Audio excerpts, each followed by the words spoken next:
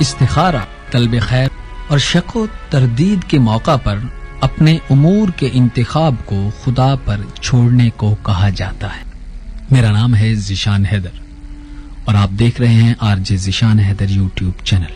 استخارہ مختلف طریقوں سے انجام پاتا ہے۔ ان طریقوں میں نماز اور دعا کے ذریعے استخارہ کرنا، قرآن کے ذریعے استخارہ کرنا، استخارہ ذات الرقا یعنی کہ کاغذ کے ذریعے استخارہ کرنا اور تسبیح کے ذریعے استخارہ کرنا شامل ہے۔ شیخ عباس قمی نے استخارہ کے بعض طریقوں کو مفاتیح الجنان میں ذکر کیے ہیں۔ استخارہ کے بارے میں استخارہ کے بعض آداب یہ ہیں: قرآن کی بعض آیتوں یا سورتوں کی تلاوت کرنا، پیغمبر اکرم صلی اللہ علیہ وآلہ وسلم اور آپ کی آل پر صلوات بھیجنا، نیز بعض مخصوص اذکار کا پڑھنا، یہ بھی استخارے میں آتے ہیں۔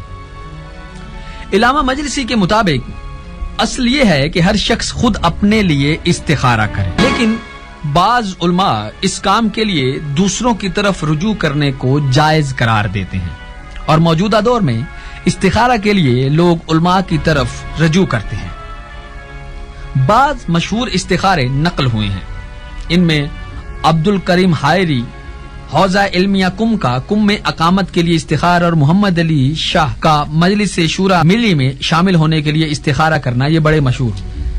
استخارہ کی مفہوم شناسی کی اگر ہم بات کریں، استخارہ لغت میں طلب خیر، دو کاموں میں سے بہترین کے انتخاب کی درخواست اور دعا کے معنی میں آیا ہے، لیکن موجودہ دور میں کسی ایسے کام کے انتخاب کو خدا پر چھوڑنے کے معنی میں استعمال ہوتا ہے جس کے متعلق انسان تردد کا شکار ہو اور دوسروں کے ساتھ مشاورت کے ذریعے اس کام میں موجود خیر و شر کی تشخیص ممکن نہ ہو۔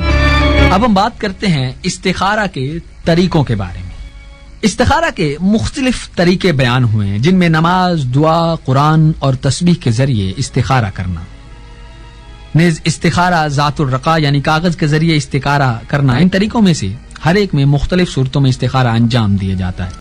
نماز کے ذریعے استخارے کا طریقہ یہ ہے کہ سب سے پہلے 2 رکعت نماز ادا کی جائے، پھر نماز کے بعد سجدے میں جا کر 100 دفعہ یہ دعا مانگی جائے جو کہ اس وقت آپ سامنے پڑھ رہے ہوں گے، جس کا اردو ترجمہ ہے: میں تمام امور میں خدا سے خیر طلب کرتا ہوں۔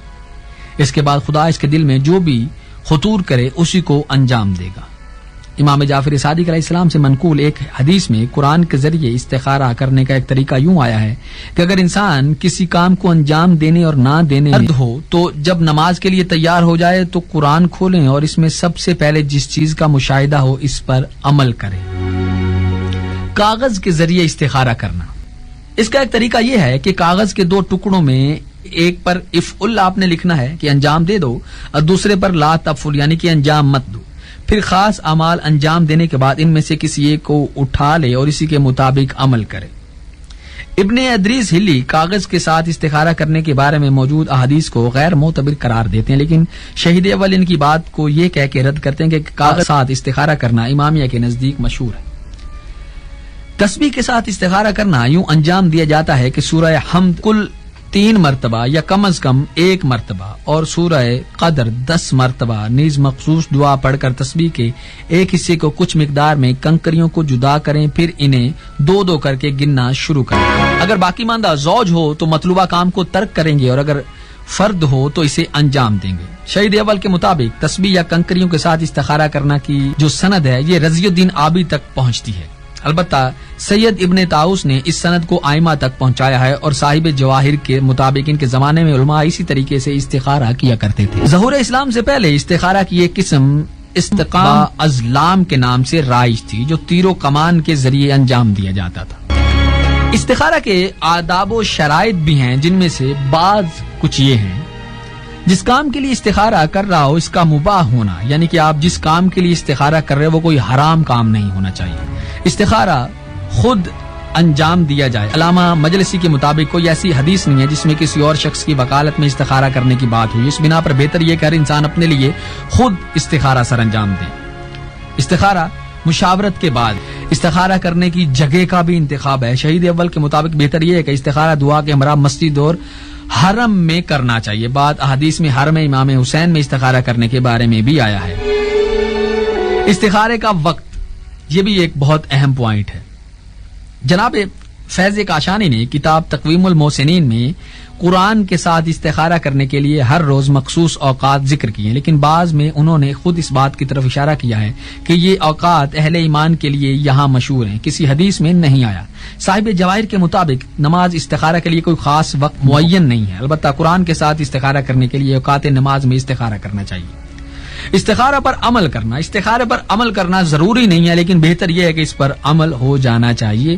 مخصوص دعاؤں کا پڑھنا، قرآن کی بعض صورتوں کی تلاوت کرنا اور صلوات بھیجنا نیز استخارہ کے آداب میں ذکر ہوا ہے، جنہیں استخارہ سے پہلے انجام دینے کی سفارش بھی ہوئی ہے. استخارہ کے بارے میں کافی ساری کتابیں بھی لکھی گئی ہیں، ان پر آپ کو نظر آ رہے ہوں گے، آپ ضرور دیکھیے گا اور ان کتابوں کو ضرور پڑھیے گا. اور اس ساری تحریر میں اس سب گفتگو کے جو حوالے ہیں وہ بھی ہم آپ کے سامنے رکھ رہے ہیں کہ یہ گفتگو تاریخ کی کن کن کتب سے لی گئی ہے. امید کرتا ہوں استخارہ کے بارے میں یہ تفصیلی ویڈیو آپ کو بہت اچھی لگی ہوگی. اگر آپ کو یہ ویڈیو اچھی لگے تو اس ویڈیو کو لائک کیجئے، نیچے اپنا فیڈ بیک بھی ضرور لکھیے اور من کرے تو میرا چینل بھی ضرور سبسکرائب کیجئے گا.